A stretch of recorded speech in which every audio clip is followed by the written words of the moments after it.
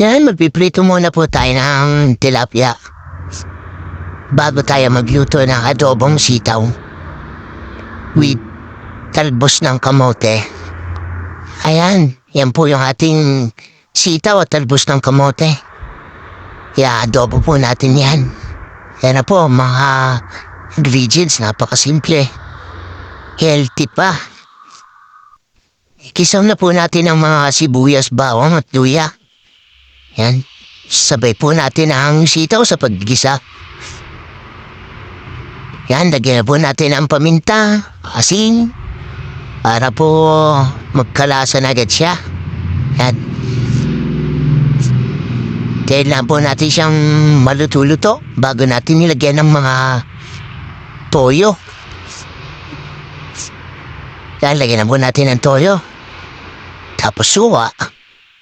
Tagyan po natin ng konting asukal para medyo may tamis. Yan. Pag medyo luto na po, lagay na po natin ang talbos ng kamote. Yan. Sarap po niyan. Yan, luto na po siya.